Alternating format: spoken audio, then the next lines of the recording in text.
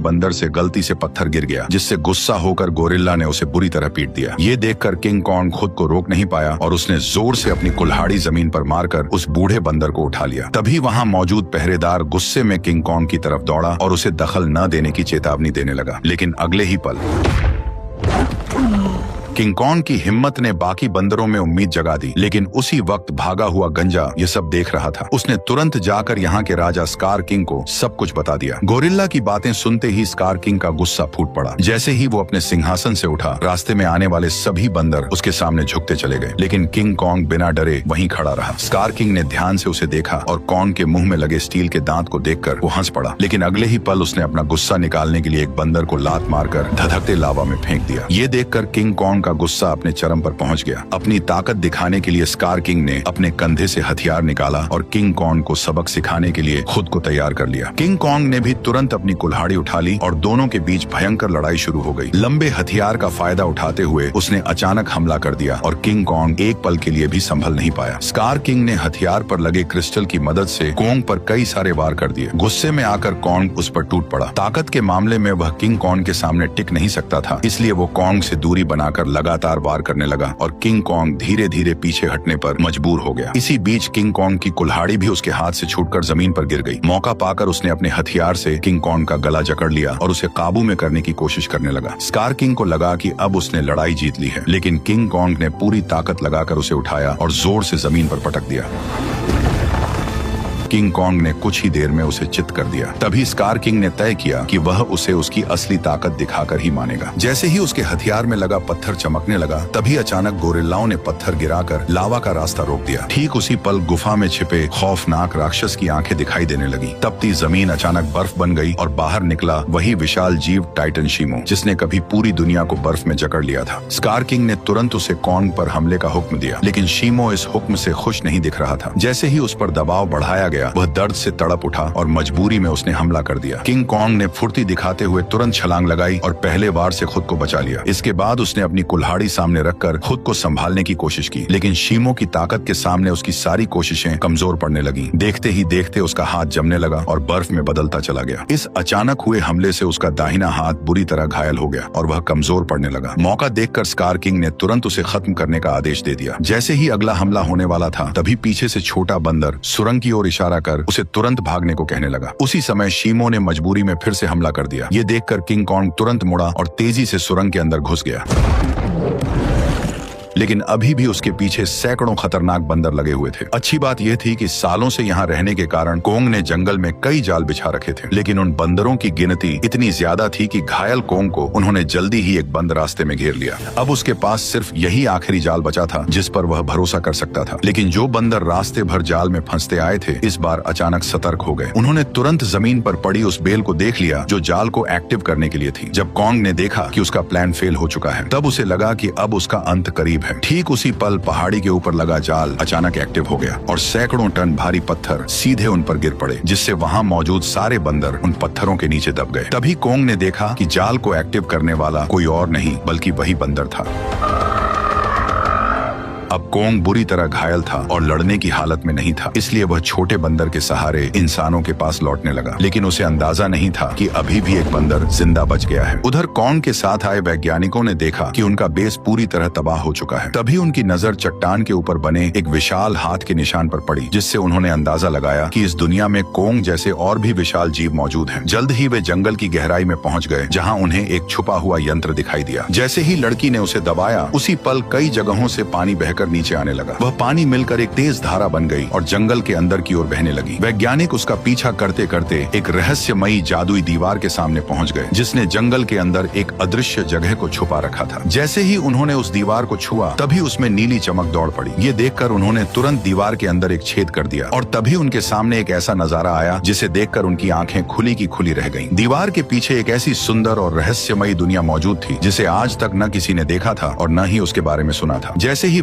वैज्ञानिकों ने इस दुनिया में कदम रखा तभी अचानक उन्हें उस दुनिया के जनजातीय लोगों ने घेर लिया। ये लोग इंसानों जैसे दिखते थे, लेकिन उनकी वेशभूषा किसी नॉर्मल इंसान से बिल्कुल अलग थी। वे लोग वैज्ञानिकों को नुकसान पहुंचाए बिना सीधे अपने कबीले के पास ले गए। वहां पहुंचकर उन्हें पता चला कि यह लोग हजारों सालों से धरती के नीचे रह रहे हैं और उस पोर्टल की रक्षा कर रहे हैं जो ऊपर की दुनिया से सीधे जुड़ा हुआ है। स्कार किंग सालों से इसी जगह की खोज में लगा था ताकि वो इस पोर्टल की मदद से इंसानी दुनिया पर कब्जा कर सके। ठीक उसी समय इंसानों की गंध को सूंघते हुए किंग कॉन्ग वैज्ञानिकों तक पहुंच गया, लेकिन अदृश्य दीवार की वजह से वो भीतर की दुनिया को देख नहीं सका। इसलिए कबीले के लोगों ने उस जादुई दीवार में एक दरार बना दी, जिससे कॉन्ग आसानी से अंदर घुस गया और सीधे इंसानों के बीच पहुंच गया। लेकिन उन्हें नहीं पता था कि यह सब पीछा कर रहे बंदर ने देख लिया था। जैसे ही किंग कॉन्ग इंसानों के सामने पहुंचा तभी वह कमजोर पड़ गया और सीधे जमीन पर गिर पड़ा। वैज्ञानिकों ने देखा कि कॉन्ग का हाथ बुरी तरह घायल है और अब वो कुछ भी करने की हालत में नहीं है। ये देखकर डॉक्टर ने तुरंत फैसला किया कि कॉन्ग के हाथ को पूरी तरह बदलना पड़ेगा। उसे तुरंत मैकेनिक आर्म का आइडिया आया। ये वही सुपर मैकेनिकल आर्म था जिसे इंसानों ने पहले कॉन्ग को और ताकतवर बनाने के लिए डिजाइन किया था। अच्छी बात यह थी कि यह गैजेट अभी भी तबाह हो चुके बेस के नीचे बने अंडरग्राउंड मैकेनिकल स्टोर में सुरक्षित रखा हुआ था। जल्द ही डॉक्टर उसे वहां से निकाल लाया और उसे सीधे कॉन्ग के शरीर के ऊपर लाकर छोड़ दिया और तभी वह मशीन खुद ब खुद कॉन्ग के जख्मी हिस्से को पहचान कर जुड़ने लगी।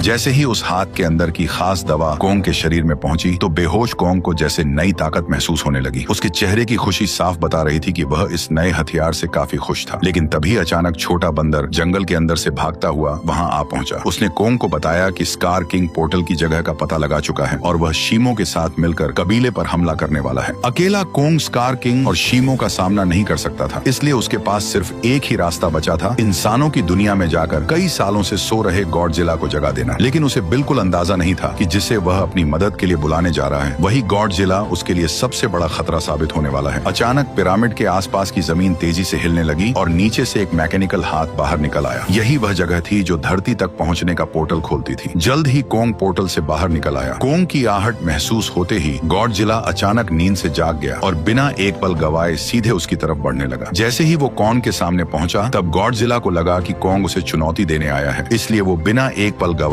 पूरी रफ्तार से उस पर टूट पड़ा। उसकी आंखों में भरा गुस्सा साफ बता रहा था कि वह कॉन्ग को जिंदा छोड़ने वाला नहीं है। तेजी से अपनी ओर बढ़ते गॉडजिला को देखकर कॉन्ग ने हाथ उठाकर उसे समझाने की कोशिश की, पर गॉडजिला अब किसी भी बात को सुनने वाला नहीं था। उसने सीधे टक्कर मारकर कॉन्ग को सैकड़ों मीटर दूर फेंक दिया। गॉडजिला को रुकता न देखकर कॉन्ग ने पीछे से हमला किया ताकि किसी तरह उसे शांत कर सके, लेकिन रेत आंखों में जाते ही गॉडजिला और भड़क गया। उसने पलटकर कॉन्ग के हाथ को अपने जबड़ों में जकड़ लिया और जोर से उसे जमीन पर पटक दिया, जिससे कॉन्ग पूरी तरह चकरा गया। कॉन्ग संभल भी नहीं पाया था कि गॉडजिला फिर से उस पर टूट पड़ा। जब बातों से कुछ नहीं हुआ तो कॉन्ग ने भी जोरदार पलटवार शुरू कर दिया। हालांकि गॉडजिला अपने सबसे ताकतवर रूप में था, लेकिन मैकेनिकल आर्म की ताकत के साथ अब कॉन्ग भी किसी से कम नहीं था। लेकिन जब कॉन्ग ने देखा कि वह गॉडजिला को हरा नहीं पाएगा तब उसने बिना एक पल गवाए उसे पकड़कर जबरदस्ती पोर्टल की ओर खींचना शुरू कर दिया। उधर कबीले के लोगों ने स्कार किंग को रोकने के लिए एक खास रेड लिक्विड पानी में मिला दिया। जैसे ही लिक्विड पानी में घुला एक जादुई बदलाव शुरू हो गया। उससे एक ऐसा सिस्टम एक्टिव हुआ जो दो विशाल पिरामिड को आपस में जोड़ने लगा और जैसे ही ये पिरामिड जुड़ते ग्रेविटी कुछ समय के लिए खत्म हो जाती, जिससे सब हवा में उड़ने लगते और स्कार किंग के लिए पोर्टल तक पहुंचना लगभग नामुमकिन हो जाता। लेकिन पिरामिड पूरी तरह जुड़ पाते उससे पहले ही स्कार किंग वहां पहुंच गया। आते ही उसने उस एंटी ग्रेविटी सिस्टम को पहचान लिया। उसने तुरंत शीमो को आदेश दिया कि वह बर्फ से पिरामिड के बीच का रास्ता बंद कर दे। तभी अचानक पोर्टल से एक तेज रोशनी निकली और जमीन पर आ गिरी। अगले ही पल गॉडजिला और कॉन्ग मलबे को चीरते हुए बाहर निकल आए। जैसे ही गॉडजिला की नजर शीमो और स्कार किंग पर पड़ी तभी उसे सब समझ आ गया कि कॉन्ग उसे यहाँ क्यों लाया है, इसलिए बिना एक सेकंड गवाए वह कॉन्ग के साथ मिलकर उन पर टूट पड़ा। उधर स्कार किंग भी शीमो के साथ उनकी तरफ बढ़ने लगा। दोनों तरफ कोई भी कमजोर नहीं था। जैसे ही चारों भिड़े उसी पल बर्फ टूट गई और पिरामिड आपस में टकरा गए। उस टक्कर से निकली लहर ने पूरी जगह की ग्रेविटी खत्म कर दी। हर कोई हवा में तैरने लगा, लेकिन इसके बावजूद गॉडजिला बिना ग्रेविटी के भी तेजी से बचते हुए सीधे शीमो की तरफ बढ़ने लगा। वहीं चालाक स्कार किंग ने कॉन्ग की कुल्हाड़ी उठाकर उसी पर हमला कर दिया, पर कॉन्ग ने अपने मैकेनिकल आर्म से हर वार को रोक दिया। कुछ ही पलों में हालात पलट गए और कॉन्ग स्कार किंग पर भारी पड़ने लगा, लेकिन दुश्मन ज्यादा होने की वजह से उस पर पीछे से हमले होने लगे। ये देखकर छोटा बंदर पत्थर उठाकर कॉन्ग की मदद करने लगा। तभी मौका पाकर शीमो ने गॉडजिला पर हमला किया और कुछ ही पलों में उसे पूरी तरह बर्फ में जमा दिया। लेकिन गॉडजिला भी उससे कम नहीं था, उसने एक ही झटके में बर्फ तोड़ दी। उसी समय एंटी ग्रेविटी सिस्टम बंद हो गया और दोबारा ग्रेविटी लौट आई। मौका मिलते ही स्कार किंग कोंग की पकड़ से निकलकर सीधे पोर्टल में कूद पड़ा। उसे रोकने के लिए गॉडजिला और कोंग भी उसके पीछे कूद पड़े, लेकिन इस अफरा तफरी में कोंग की कुल्हाड़ी वहीं छूट गई। दूसरी तरफ इंसानों को अंदाजा भी नहीं था कि कितना बड़ा खतरा आने वाला है। अचानक समुद्र की लहरें जमकर बर्फ के पहाड़ में बदल गईं। अगले ही पल स्कार किंग शीमो के साथ धरती पर पहुंच गया। खुले आसमान की रोशनी पाकर उसने नीचे मौजूद इंसानों को देखकर जोरदार दहाड़ लगा दी।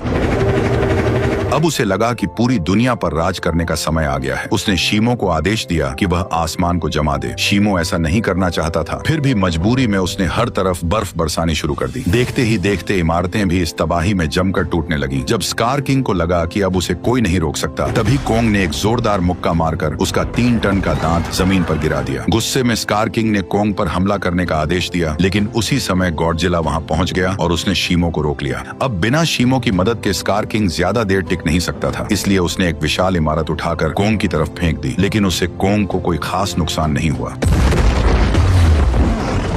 तभी अचानक शीमो पीछे से आकर कोंग के मैकेनिकल आर्म पर झपट पड़ा। शीमो ने फिर से कोंग का हाथ जमाना शुरू कर दिया। ये देखकर स्कार किंग को लगा कि अब उसकी जीत पक्की है, लेकिन उसने पीछे खड़े गुस्से से भरे गॉडजिला को नजरअंदाज कर दिया। गॉडजिला ने तुरंत अपनी पूरी ताकत जगाई और उसका शरीर बैंगनी रोशनी से चमक उठा। अगले ही पल उसने सीधे स्कार किंग पर जोरदार हमला कर दिया, लेकिन स्कार किंग घबराकर किसी तरह बच निकला। उसने अपने हथियार से पलटवार करने की कोशिश की, लेकिन गॉडजिला ने उसे पकड़ लिया और एक ही झटके में 2 हिस्सों में तोड़कर अलग कर दिया, जिससे शीमो को कंट्रोल करने वाला क्रिस्टल नीचे गिर पड़ा। स्कार किंग उसे उठाने के लिए झपटा, लेकिन गॉडजिला ने उसे कोई मौका नहीं दिया। अब सब कुछ उस क्रिस्टल पर टिका था। जिसके हाथ में भी क्रिस्टल आता, वही इस लड़ाई को जीत पाता। उसी अहम पल में छोटे बंदर की नजर कोंग की छोड़ी हुई कुल्हाड़ी पर पड़ी। वह तुरंत छलांग लगाकर नीचे उतरा और कुल्हाड़ी उठाकर इंसानों की दुनिया में पहुंच गया। जैसे ही उसकी नजर जमीन पर पड़े उस क्रिस्टल पर पड़ी, तभी उसने बिना देर किए कुल्हाड़ी के एक वार से उसे चकनाचूर कर दिया। क्रिस्टल टूटते ही शीमो पूरी तरह आजाद हो गया। गुस्से में भरा स्कार किंग छोटे बंदर को पकड़कर मारने ही वाला था, लेकिन कोंग बीच में आकर उस पर टूट पड़ा और कुछ ही मुक्कों में स्कार किंग को चित कर दिया। अब बिना उस क्रिस्टल के स्कार किंग कमजोर पड़ चुका था। उधर आजाद हुआ शीमो गॉडजिला की तरफ देखने लगा, मानो किसी इशारे का इंतजार कर रहा हो। और फिर हजारों साल बाद उसने वही किया जो वह हमेशा से करना चाहता था। एक ही पल में उसने स्कार किंग को बर्फ की मूर्ति में बदल दिया। अगले ही पल कोंग ने उसे हवा में उछालकर पूरी ताकत से जमीन पर पटक दिया और उसके शरीर को वहीं चकनाचूर कर दिया। अब लड़ाई खत्म हो चुकी थी, लेकिन दुनिया को ठीक करना बाकी था। तभी गॉडजिला ने आसमान की ओर देखकर जबरदस्त ऊर्जा छोड़ी, जिससे काले बादल छट गए और सूरज की रोशनी धीरे धीरे धरती पर लौट आई। इसके बाद गॉडजिला अपने इलाके में लौट गया और फिर गहरी नींद में सो गया और कोंग अपने नए साथी के साथ धरती के भीतर वापस लौट गया, जहाँ वह अपने कबीले के साथ मिलकर एक नई शुरुआत करने लगा। वैसे मैंने अभी एक नया चैनल बनाया है जिस पर बहुत सारी शानदार वीडियोस आने वाली हैं। लिंक कमेंट में है, तो जाकर उसे भी सब्सक्राइब कर लो।